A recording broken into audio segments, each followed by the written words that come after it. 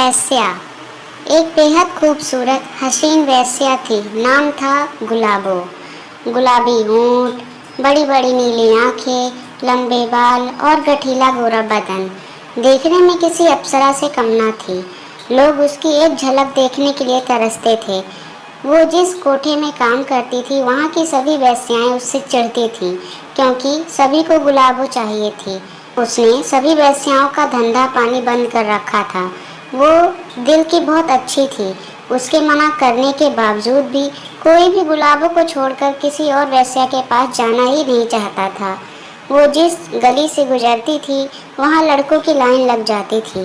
एक दिन एक मनचले लड़के ने, जो उसका दोस्त लगता था, रास्ते में गुलाबों को धोखे से कुछ नशीला खाना खिला दिया, जिससे वह रात भर बेहोश रही और उस लड़के ने उसके साथ कई बार संबंध बनाया। वह जब सुबह उठी तो उसने खुद को सही सलामत अपने घर पर पाया। वह लड़का वहीं बैठा था। गुलाबो के पूछने पर उसने उसे बताया कि तुम अचानक बेहोश हो गई थी, तो तुम्हें मैं तुम्हारे घर ले आया और वहाँ से चला गया। फिर तुम्हें देखने अभी आया हूँ, तो तुम्हें अब जाकर होश आया है। गुलाबो ने दोस्त पर भरोसा कर लिया। उसे कुछ समझ नहीं आया।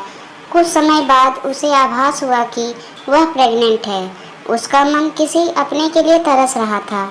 उसे इस बात से कोई मतलब नहीं था कि उसका बाप कौन है। उसने कुछ समय के लिए धंधा बंद करने की और बच्चे को जन्म देने की ठानी। दिन बीत गए और उसने एक प्यारी सी बेटी को जन्म दिया। गुलाबो अपनी मासूम सी बेटी को बहुत प्यार करती थी।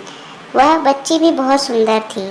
उसके मन में एक बात थी कि वह अपनी बच्ची को एक इज्जतदार जिंदगी कैसे दे पाएगी।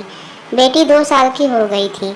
वह अपनी बेटी से बहुत प्यार करती थी और उससे दूर नहीं जाना चाहती थी, लेकिन वह एक वेश्या थी और वेश्या की बेटी को वेश्या बना दिया जाता है। उसने दिल पर पत्थर रखते हुए फैसला लिया और अपनी बेटी को एक अनाथालय में छोड़ आई। बेटी को छोड़ते समय उसे अपने वेश्या होने का सबसे ज़्यादा कष्ट हुआ। उसने भगवान से प्रार्थना की कि हे भगवान, अगले जन्म मुझे वेश्या मत बनाना। किसी को इतनी मजबूरी मत देना कि उसे वेश्या बनना पड़े। उसने खुद को खत्म करने का फैसला लिया, लेकिन उसे अपनी बेटी का ध्यान आ गया और उसने अपना फैसला बदल दिया। वह हर हफ्ते अपनी बच्ची से मिलने जाती और ढेर सारे खिलौने लेकर जाती। अब वह बहुत खुश थी, क्योंकि उसका कोई अपना आज इस दुनिया में था। वह अपना, जिसे उसके जिस्म की भूख नहीं थी, सिर्फ प्यार की ज़रूरत थी।